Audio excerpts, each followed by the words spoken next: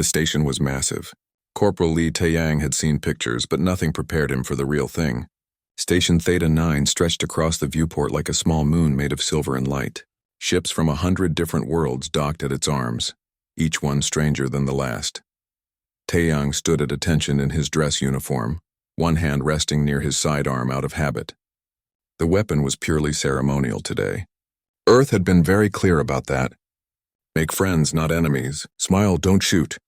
Ambassador Park Minji stood beside him, adjusting her collar for the third time. She was nervous, though she hid it well. This was humanity's big moment. After 5 years of negotiations, Earth was finally joining the Galactic Council. They would be the 247th species to earn a seat at the table. How do I look? Park asked quietly. Like someone about to make history, ma'am, Taiyang replied.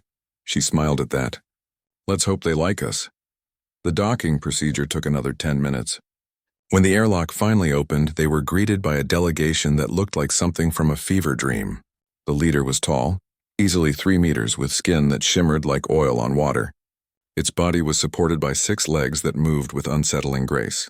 Behind it stood a dozen other aliens, each more bizarre than the last. Welcome, the tall one said. Its voice translated instantly by the device in Taiyang's ear. I am High Arbiter Velthar. On behalf of the Galactic Council, I welcome humanity to our community. Ambassador Park bowed slightly.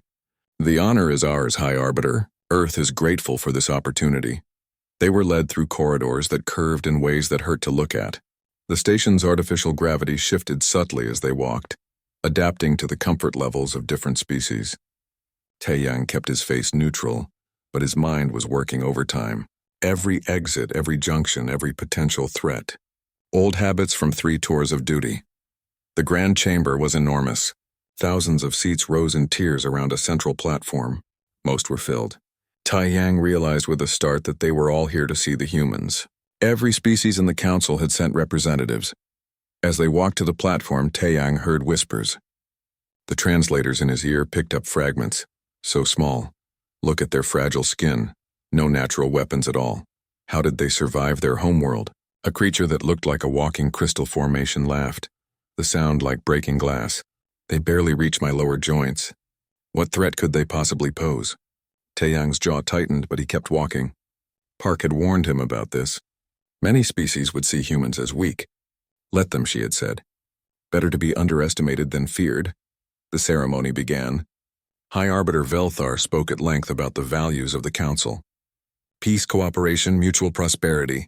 War was rare in galactic civilization, the Arbiter explained. When conflicts arose, they were handled through strict protocols. Formal declarations weeks in advance. Combat only between willing volunteers. Battles that were more like sporting events than actual war. We are pleased to welcome humanity, Velthar continued.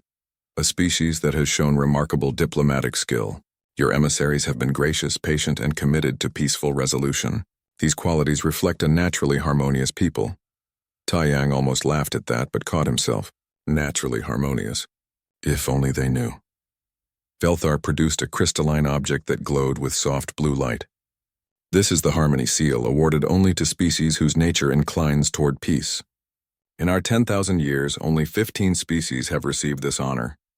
Humanity will be the 16th, the crowd erupted in polite applause. Ambassador Park accepted the seal with grace, holding it up for all to see. She gave a short speech about Earth's commitment to peace and cooperation. Every word had been carefully written and approved by 6 different committees. Taiyang stood behind her, scanning the crowd out of habit. Most of the aliens looked pleased. Some seemed indifferent. A few looked almost contemptuous. Those were the warrior species, he guessed. The ones who valued strength above all else. One in particular caught his attention. She was tall and covered in scales that shifted from green to red depending on the light. Her eyes were sharp, predatory. A warrior. She stared at Taiyang with obvious disdain. After the ceremony, there was a reception.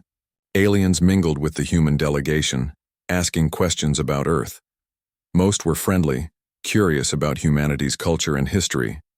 But others made their opinions clear.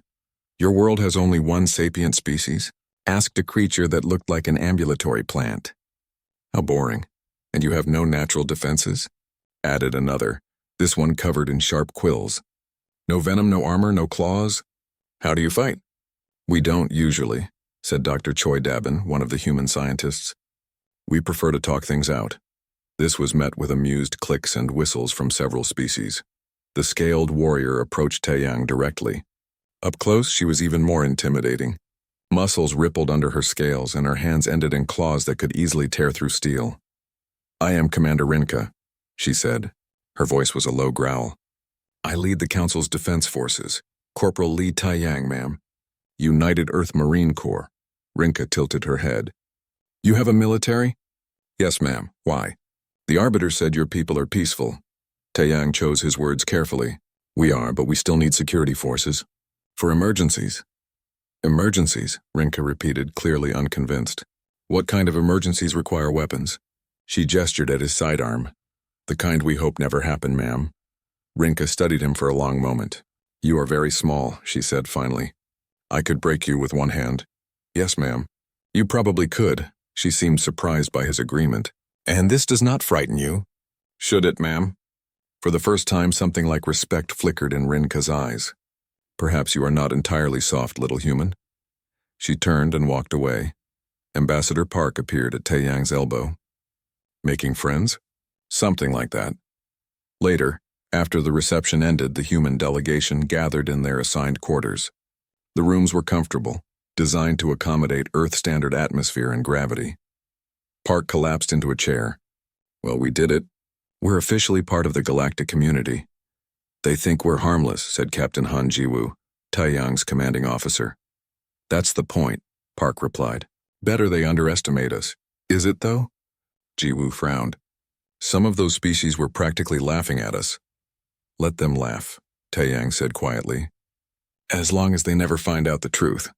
Park looked at him sharply. "The truth stays buried, Corporal. No one in this galaxy needs to know about our history. We're here to make a new start." "Yes, ma'am." But as Taeyang lay in his bunk that night, he couldn't shake the feeling that secrets had a way of coming out. The galaxy thought humans were peaceful, harmless creatures. They had given Earth a medal for being naturally gentle. Taeyang had been to war. He had seen what humans could do when pushed. He had seen the memorials, read the histories, understood the numbers.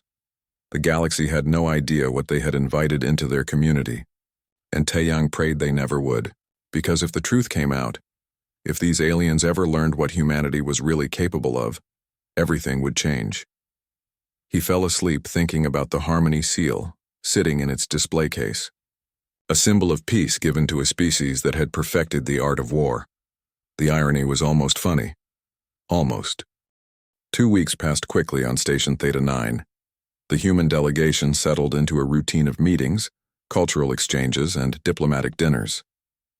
Taeyang spent most of his time standing guard at various events, trying not to fall asleep during long speeches about trade agreements. The boredom ended when archivist Kelmon approached him after breakfast. Kelmon was an insectoid species. With multiple eyes arranged around a triangular head, its body was covered in a shiny black shell, and its 6 arms moved independently, always doing 3 things at once. "Corporal Taeyang," Kelmon said, its mandibles clicking between words. "I have a request, sir. The Council archives contain military histories from all member species. As part of cultural exchange, we would like to add human military history to our collection." Kelmon's eyes gleamed with curiosity. "Would you be willing to provide some basic information?" "Nothing classified, of course." Taeyang hesitated. This felt like dangerous ground. "I'd need to check with Ambassador Park first." "Already approved." Kelmon produced a datapad showing Park's signature. She thought it would be a good opportunity for mutual understanding. The archives are open to all species, so it seems only fair that humans contribute as well. There was no good way to refuse without seeming suspicious. "All right, when?" "Now, if you're available." "I have access authorization ready." The archives were located in the lower levels of the station.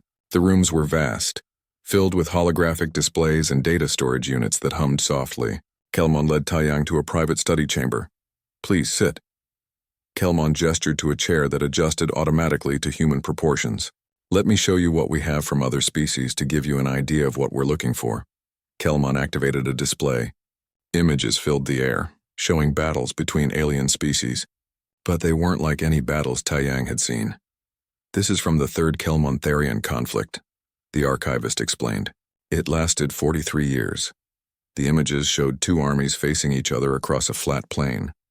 They stood in neat formations, colors flying, weapons gleaming in the sun. At some signal, they began to fight, but it was more like a choreographed dance. Individual warriors would step forward, engage in single combat, then step back. The armies watched and cheered. Total casualties? Taiyang asked. 147 on our side, 132 for the Therians. We still celebrate the heroes who fell. Taiyang did the math in his head. 43 years. Less than 300 deaths total. That was less than some battles in Earth's history had lost in a single hour. This is how the galaxy fights? He asked carefully. Of course. Kelmon seemed confused by the question. War is about honor, about settling disputes when diplomacy fails. But civilized species have rules. We declare our intentions weeks in advance. We fight only in designated areas. Only volunteers participate. To do otherwise would be barbaric. Kelmon showed him more examples. Each conflict was similar. Formal, ritualized, almost gentle. The worst war in galactic history, the Great Purge, had lasted 200 years and killed 3,000 beings across 5 species. 3,000. In 200 years, Taiyang felt something cold settle in his stomach. So, Kelmon said, turning back to him with obvious excitement, tell me about human warfare. You have a military structure which suggests some history of conflict. What is your longest war? Taiyang's mouth went dry. We've had many wars. Of course, of course. All species have conflicts in their early history. Before joining the council, my people fought 17 separate wars. Kelmon's pride was obvious. But what about your most significant conflict? The one your historians study most? There was no good way out of this. Taiyang could feel the trap closing. That would probably be the Second World War. Fascinating. How long did it last? 6 years. And the casualties? I assume it was quite traumatic for such a short war. 50? 100? Taiyang was quiet for a long moment. 70 to 85 million. Kelmon froze. All 6 arms stopped moving at once. Its eyes focused on Taiyang with laser intensity. I'm sorry, my translator must be malfunctioning. It sounded like you said million. I did. That's impossible. No war could kill that many. Even if every soldier in both armies died, which never happens. It wasn't just soldiers, Taiyang said quietly. Civilians died too. Cities were bombed. Populations were targeted. Entire groups of people were murdered systematically. Kelmon's translator was making distressed sounds. But the rules. The protocols. You don't attack civilians. That's not war, we didn't have those rules yet. Not really. We made them afterward. Made them afterward? Kelmon's voice was shrill now. You're saying your species had to create rules about not murdering civilians because you kept doing it? Yes. Kelmon backed away from Taiyang as if he were radioactive. 85 million deaths. In 6 years. The archivist's arms were shaking. That's more than all galactic conflicts in recorded history, combined. I know. How? How is that even possible? Taiyang rubbed his face tiredly. We were very efficient about it. At that moment, Dr. Choi Dabin rushed into the archive. She must have been monitoring the conversation somehow. Corporal, I think that's enough cultural exchange for today. No, wait. Kelmon moved to block the door. I need to understand this. If what he's saying is true, then humans aren't peaceful at all. The archivist struggled to find words. You're apex predators. You're dangerous. We were dangerous, Choi corrected gently. That was a long time ago. We've learned from our mistakes. Mistakes? You call 85 million deaths a mistake? Kelmon's voice was rising. What other mistakes have you made? Taiyang exchanged a glance with Choi. She shook her head slightly, but Kelmon saw it. There's more, isn't there? This Second World War isn't the only one. Kelmon turned to a console and started typing frantically. You said humans have an open information network. Everything is available online, you said. Let me just search. Please don't, Choi said. But it was too late. Kelmon's eyes grew wider as information flooded the screens. Battle after battle. War after war. The Mongol conquests. The 30 Years' War. The Napoleonic Wars, World War I, Vietnam. The Middle Eastern conflicts. Each one adding to the death toll. This can't be real, Kelmon whispered. This has to be fiction. No species could do this to itself and survive. We almost didn't, Taiyang admitted. Several times. Kelmon was pulling up images now. Bombed cities, Trenches filled with bodies, mushroom clouds rising over devastated landscapes. The archivist made a sound like nothing Taeyang had heard before, a keening wail that the translator couldn't process. "You split the atom," Kelmon said in horror. "And the first thing you did was turn it into a weapon. A weapon that can destroy entire cities, yes. And you used it. On your own people. We were at war. You keep saying that." Kelmon spun around. "Like it explains everything. Like it makes it acceptable. You killed millions of your own species because you were at war." Choi stepped forward. "Archivist Kelmon, please understand. Everything you're seeing happened in our past. We recognized how terrible it was. We created laws, international agreements, organizations dedicated to preventing it from happening again. You created laws against war crimes," Kelman said slowly, reading from the screen. "War crimes. You have an entire legal framework dedicated to defining what atrocities are forbidden during war." The archivist looked at them with something like terror. "That means you had to make a list. You had to sit down and write out all the horrific things you were doing to each other and say, 'Let's not do these specific things anymore.'" Taeyang said nothing. What could he say? Kelmon was backing toward the door. "The council needs to know about this. High Arbiter Velthar needs to know what you really are." "We haven't lied," Choi said quickly. "Everything Ambassador Park said was true. We are committed to peace." "Because you know what happens when you're not," Kelmon's voice cracked. "You gave yourselves weapons that could end all life on your planet, and you nearly used them. Multiple times, according to this." The archivist fled, leaving Taeyang and Choi alone in the archive. "That could have gone better," Taeyang said after a long moment. Choi sat down heavily. "The ambassador is going to kill us both. She knew this would happen eventually. We can't hide our history forever." "No," Choi agreed. "But I was hoping for longer than 2 weeks." Taeyang looked at the screen, still showing images of humanity's wars. 85 million in 6 years. Kelmon was right to be horrified. It was horrifying. "What do we do now?" he asked. "Now?" Choi stood up. "Now we go face the music. Because in about an hour, the entire Galactic Council is going to know that humanity isn't harmless at all." They walked back to their quarters in silence. Somewhere above them, Kelmon was probably showing the High Arbiter everything. The wars, the weapons, the numbers. The Harmony Seal suddenly seemed like a cruel joke. Taeyang wondered if they'd let humans stay, or if Earth would be expelled before the day was out. Either way, the secret was out now. The galaxy knew what humans really were, and there was no taking it back.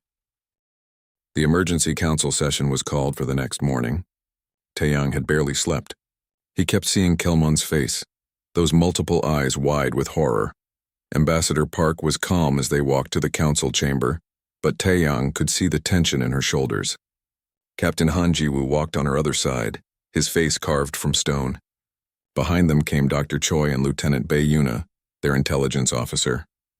"Remember," Park said quietly, "we tell the truth, all of it. No sugarcoating, but also no apologizing for things we didn't personally do." "Yes, ma'am," they replied in unison. The chamber was packed. Every species had sent their full delegation. As the humans entered, a wave of whispers followed them. Taeyang heard the translator picking up fragments. "Is it true? They can't possibly be that violent. Look at them. So small and soft. Small predators are often the most dangerous." They took their position on the central platform. High Arbiter Velthar sat in the highest seat, flanked by the senior council members. To the right sat Commander Rinka, the warrior who had called Taeyang small. She wasn't laughing now. Her scaled face was hard, unreadable. Velthar spoke first. "Ambassador Park, Corporal Taeyang, the council has spent the night reviewing the historical records from your world's information network. We have questions. We're here to answer them, High Arbiter." Velthar gestured and a holographic display activated. Images filled the air above them. Battles, weapons, destruction on a scale that made the gathered aliens shift uncomfortably in their seats. "We want to be very clear," Velthar said. "This is not an accusation. We are simply trying to understand. Your species was awarded the Harmony Seal, based on your demonstrated commitment to peaceful diplomacy. But these records suggest a very different history." "That's correct," Park said. "Our history is violent." "We don't deny that." Commander Rinka stood. Her massive form dominated the room. "I will conduct the inquiry if the Arbiter permits." Velthar nodded, Rinka turned to face the humans. I am a warrior. I have studied conflict my entire life. I have led armies in 3 separate campaigns. I thought I understood war. She paused. Your records suggest I understood nothing. She activated another display. This is from your First World War, trench warfare. Soldiers living in mud, fighting for months over tiny strips of land. Poison gas, artillery bombardments that lasted days. 17 million dead. Rinka's voice was steady, but her claws were extended. Explain trench warfare to the council. Taeyang stepped forward. We dug defensive positions along the front lines. Trenches, fortified with barbed wire and machine guns. Attacks were difficult because defenders had too much advantage. So you created a stalemate, Rinka said. A form of war that could not be won, only endured. Yes. And you endured it for 4 years. Why not simply declare the war a draw? Why continue fighting a war that clearly had no winner? Taeyang struggled to find words. Neither side wanted to back down. National pride. Strategic objectives. Fear of what the other side might do if they won. Fear, Rinka repeated. You continued a war that was killing millions because of fear. Yes, ma'am. A council member that looked like a floating jellyfish spoke up. But surely you had rules, protocols, ways to limit the damage. Lieutenant Bay stepped forward. We tried. The Hague Conventions of 1899 and 1907 attempted to set rules for warfare. No poison gas, no attacking civilians, humane treatment of prisoners. Good, the jellyfish said. So you had rules. We broke them, Bay admitted. Almost immediately. Both sides used chemical weapons. Cities were bombed. Prisoners were mistreated. After the war, we updated the rules. Then we broke those too in the next war. Shocked silence filled the chamber. Rinka pulled up another image. Chemical weapons. Biological weapons. Weapons designed specifically to cause maximum suffering. Why would you create these? Because they were effective, Taeyang said quietly. In war, we used anything that might help us win. But the suffering, another council member said. These weapons don't just kill. They torture. They cause agony. Yes, that's not war, the member said. That's cruelty for its own sake. Dr. Choi spoke for the first time. You have to understand, when you're fighting for survival, morality becomes complicated. Each side believed they were fighting for something important. Their nation. Their people. Their way of life. So you committed atrocities to protect your way of life, Velthar said slowly. The contradiction doesn't trouble you? It troubles us deeply, Park replied. That's why we stopped. That's why we created the United Nations, the International Criminal Court, all the frameworks to prevent it from happening again. Rinka wasn't finished. Strategic bombing. You attacked civilian populations deliberately. You dropped explosives on cities full of non-combatants. Explain this to a warrior like me who has always fought with honor. The words hung in the air like an accusation. Taeyang met her eyes. We called it total war. The idea that everything in an enemy nation was a legitimate target. Factories because they made weapons. Cities because they held workers. We told ourselves it would shorten the war. Save lives in the long run, and did it? Rinka demanded. We still argue about that, Taeyang admitted. But mostly no. It just created more suffering. A crystalline council member spoke up, its voice like chiming bells. These war crimes you keep mentioning. The Geneva Conventions. The protocols against certain weapons. Why did these exist? Because we kept using those weapons and tactics, Taeyang said. We made rules against the things we were doing. But why would you need rules? The crystalline being asked, genuinely confused. No civilized species would use weapons designed to cause unnecessary suffering. No honorable warrior would attack civilians. These things are obvious. They're not obvious to humans, Taeyang said. At least they weren't. We had to learn. Rinka pulled up an image that made everyone in the chamber recoil. Mushroom clouds. Nuclear weapons. You split the atom and weaponized it. Yes. And you used it. On cities full of civilians. Yes. Twice. Yes. Rinka SE scales were turning a deep red, which Taeyang had learned meant extreme emotion. How many died? Around 200,000 immediately. More from radiation afterward. And you still have these weapons? Thousands of them, Lieutenant Bay said. Multiple nations have them. We've come close to using them several more times since then. The chamber erupted. Aliens were standing, shouting, demanding explanations. The translator struggled to keep up with the chaos. Silence, Velthar commanded.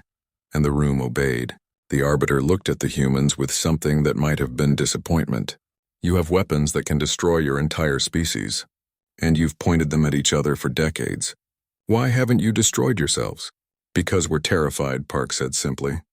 We know what those weapons can do. We remember Hiroshima and Nagasaki. We created the doctrine of mutually assured destruction. If one side launches, everyone dies. So nobody launches. That's insane, someone shouted from the crowd. You're betting your entire species' survival on everyone being too afraid to use weapons that they built specifically to use. Yes, Park agreed. It is insane. But it's worked so far. Rinka was staring at Taeyang.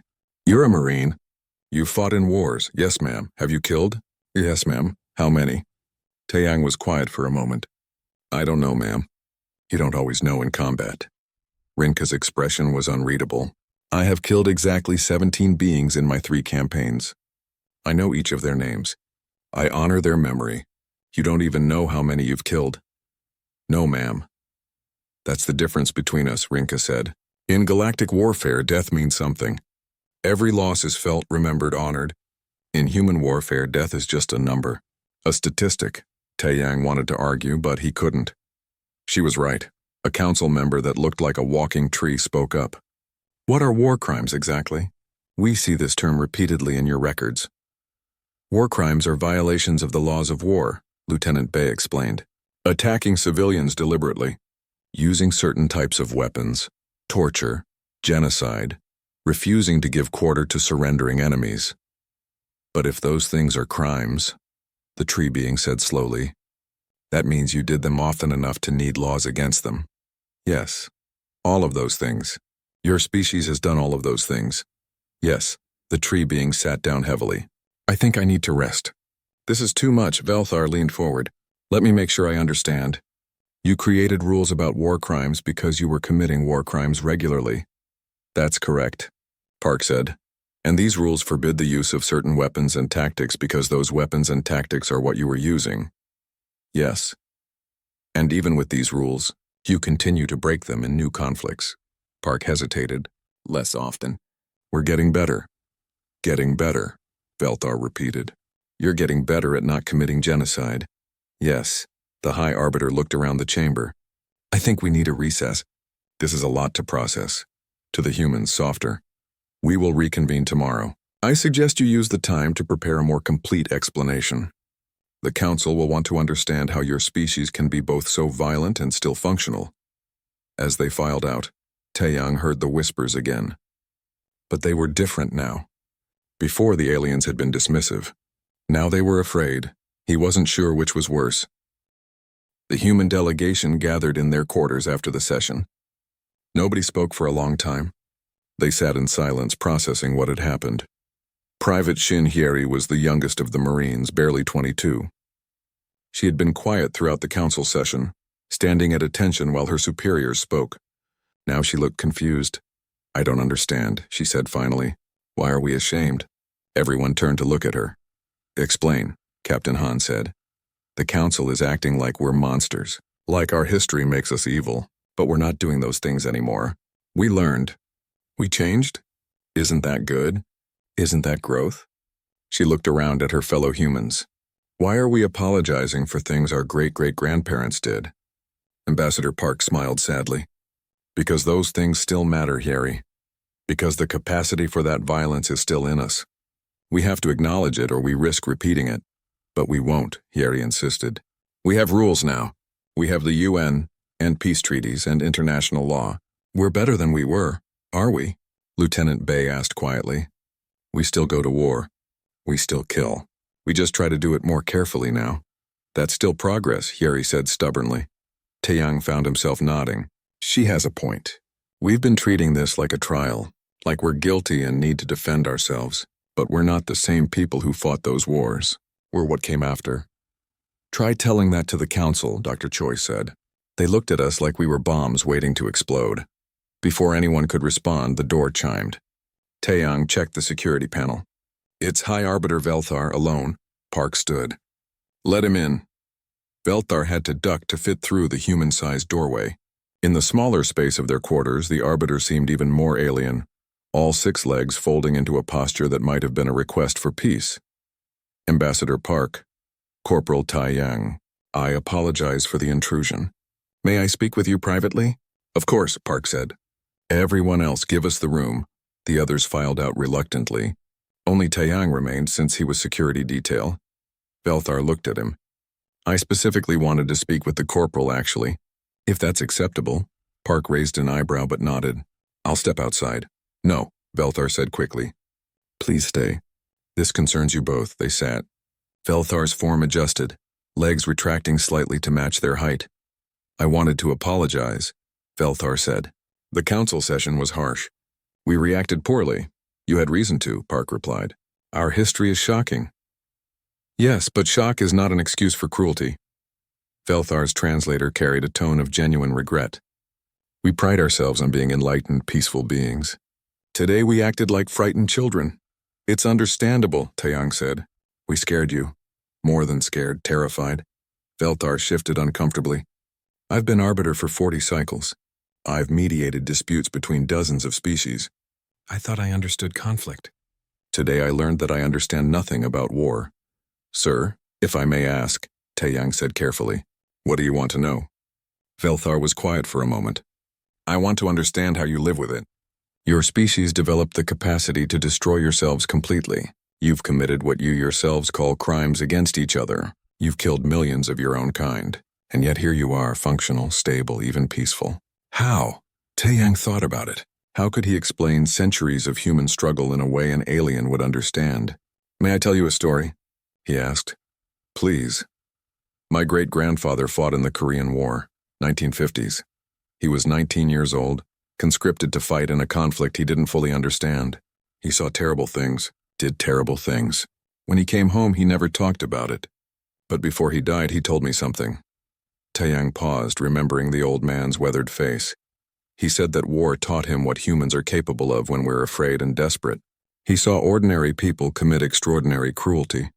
But he also saw ordinary people show extraordinary kindness. Men sharing their last food with enemies. Soldiers risking death to save strangers. Humanity at its worst and its best, all mixed together. And what lesson did he take from this? Velthar asked. That we have a choice. Every time. We can choose to be monsters or we can choose to be better. And choosing to be better is harder, which makes it more important. Taeyang met the arbiter's eyes. My great-grandfather spent the rest of his life working for peace.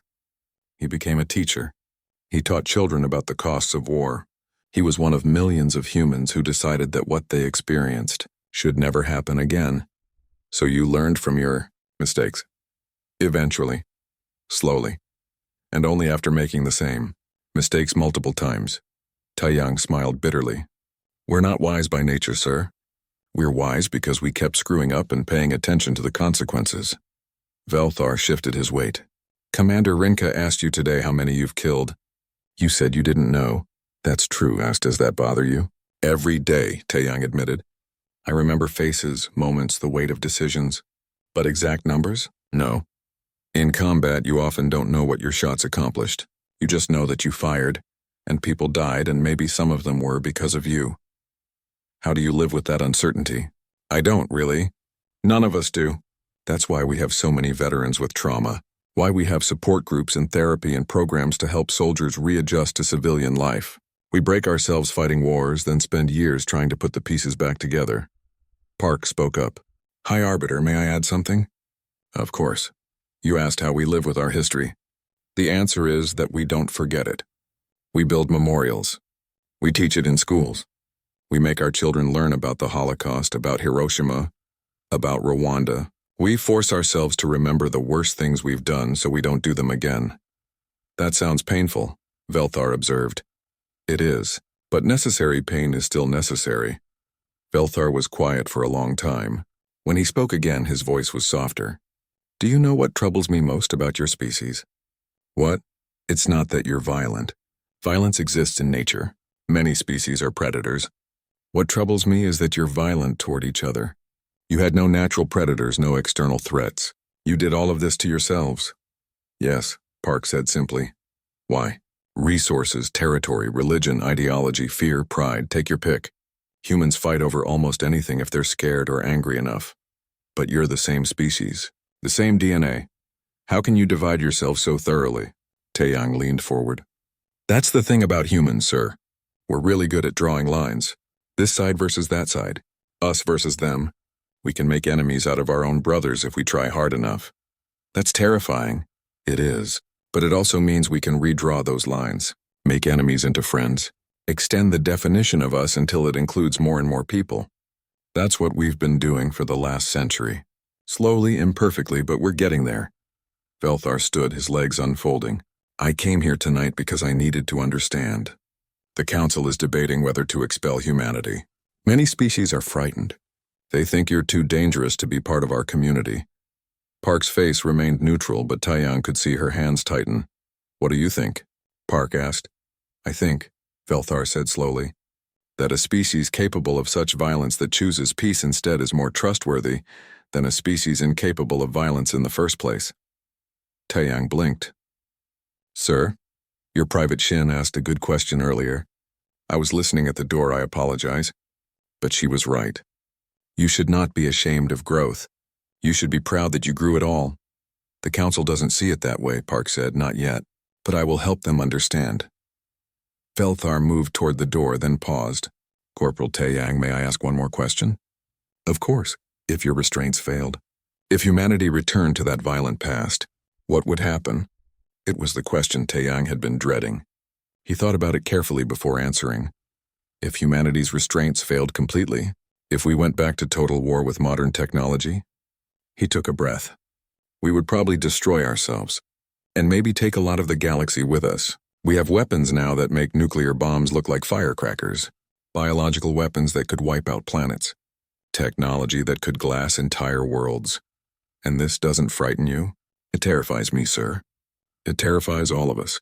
That's why we work so hard to maintain those restraints. That's why we teach our children about peace. That's why we built all those rules and laws and international frameworks. Not because we're naturally peaceful, but because we know what happens when we're not. Velthar was silent for a moment. You know what you are. You know what you're capable of. And you choose every day not to be that thing. Yes, sir. That's the most impressive thing I've ever heard, Velthar said quietly, and the most terrifying. After the Arbiter left, Park and Taeyang sat in silence. Do you think he'll convince the Council? Park asked. I don't know, but at least he understands now. Understands what? That we're not harmless. But we're not monsters either. We're just humans trying to be better than we were. Park smiled. That's a good way to put it. Private Shin said it first. She's wise for someone so young. Taeyang thought about his great-grandfather, about all the humans who had fought and suffered and learned. We're all carrying their lessons. Everything they learned the hard way, we get to know without paying the council chamber was packed even tighter than before. Word had spread across the station. Some species had sent additional representatives. Others had called in observers from their homeworlds. The fate of humanity's membership would be decided today. Taeyang stood at attention beside Ambassador Park. Captain Han was behind them, along with Lieutenant Bei and the rest of the delegation. Private Shin stood straight, her young face serious. High Arbiter Velthar called the session to order. We have deliberated through the night. Many voices have been heard. Before we vote on humanity's status, there will be final statements. The first to speak was a representative from the Quillan species, beings made of crystalline structures. We move to expel humanity immediately. They are too dangerous. Their history proves they cannot be trusted. Murmurs of agreement rippled through some sections. Another species, the Threx, spoke next. We suggest a quarantine. Allow humanity to remain in the Council, but restrict their military technology. No weapons beyond their home system. More voices joined in. Some wanted expulsion. Others wanted restrictions. A few argued for acceptance, but with heavy monitoring. Then Commander Rinka stood. The chamber fell silent. I have something to say, she announced. Her scaled form moved to the center of the platform. Many of you know me. I have fought in 3 campaigns. I have trained warriors from 20 species. I am considered one of the finest military minds in the Council. She paused, letting her reputation settle over the room. I have spent 2 days studying human military history, and I have learned something crucial that all of you have missed. Rinka activated a display. My species, the Veskari, were once conquerors. Before we joined the Council, we fought 17 wars. We conquered 17 systems. We thought ourselves fierce warriors. Images appeared of Viscari military campaigns. They were impressive by galactic standards, organized, powerful. But compared to humans, Rinka's laugh was harsh. We were playing at war. We were children with toy weapons. She changed the display. Human battles appeared, Normandy, Stalingrad, the Somme. Look at this. Really look. This is what total commitment to warfare looks like. This is what happens when a species decides that winning is the only option that matters. Rinka pointed at the images. Every species in this room would have surrendered in the first month of any of these conflicts. The casualties alone would have broken our will. That's our point, someone shouted. They're too violent. You're not listening, Rinka snapped. Yes, they're violent. Yes, they're capable of terrible things. But do you know what the most important part is? They stopped. She changed the display again. The United Nations building. Peace treaties. International courts, they stopped themselves. Not because another species conquered them. Not because they ran out of resources. They stopped because they chose to stop. They looked at what they were doing and said, "This is wrong." Rinka turned to face the council directly. How many species here can say that? How many of you chose peace because it was right, rather than because you were never violent in the first place? Uncomfortable silence.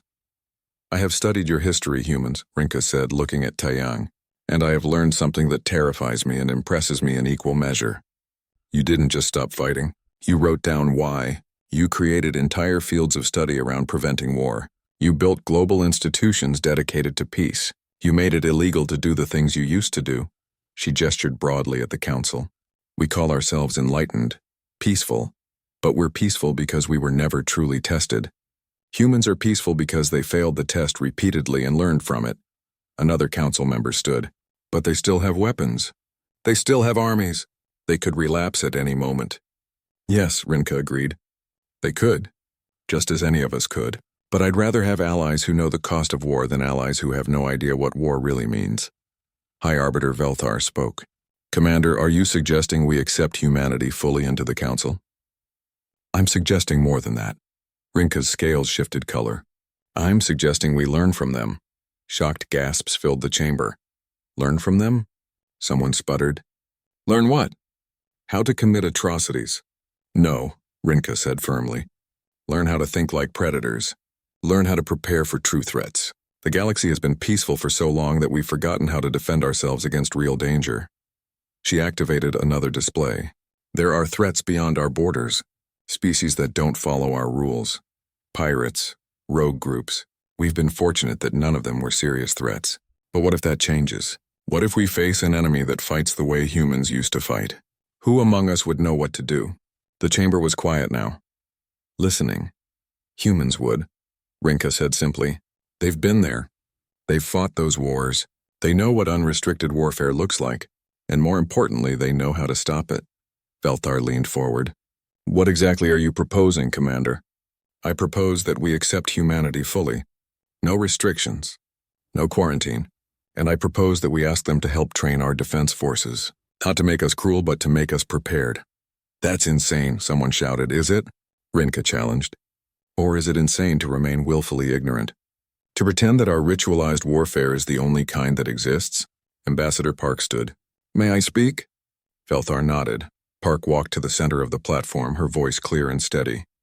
Thank you, Commander Rinka, for your words. But I want to make something clear to this council. We don't want to teach you how to be like we were. We want to help ensure you never have to be. She looked around the chamber. You're right to be concerned about us. You're right to question whether we can be trusted. But consider this. We come from a world that taught us the cost of violence. Most species here evolved on worlds of plenty. Gentle worlds. Worlds where cooperation was easy because resources were abundant. Park's voice grew stronger. Earth is not a gentle world.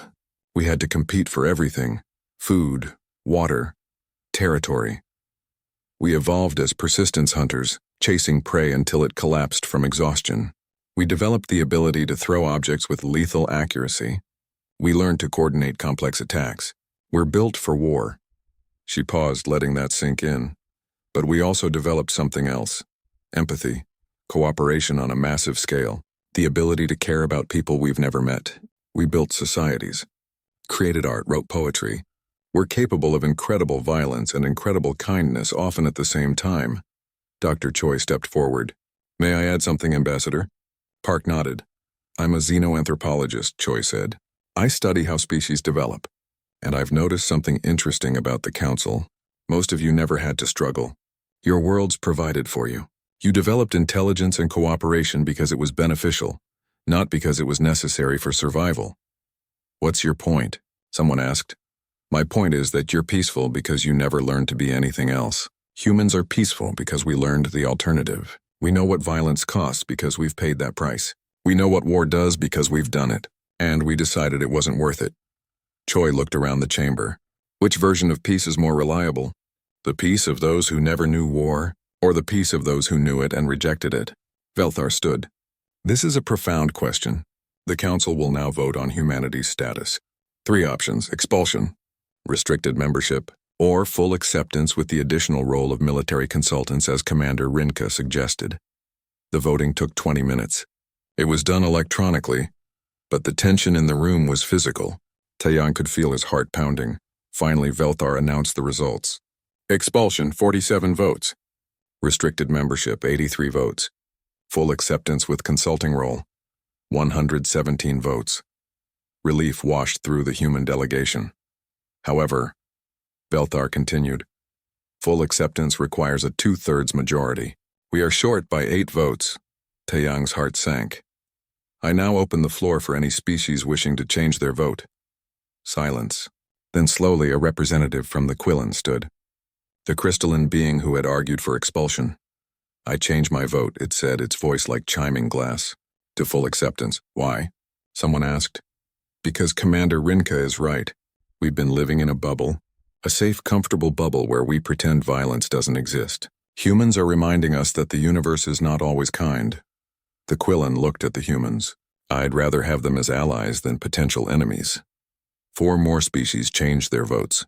Then 3 more. That's more than enough, Velthar announced. The motion passes. Humanity is granted full membership in the Galactic Council, with the designation of Guardians of Hard-Won Peace. The chamber erupted in discussion. Some species were cheering. Others looked worried. But it was done. After the session, Rinka approached Taeyang.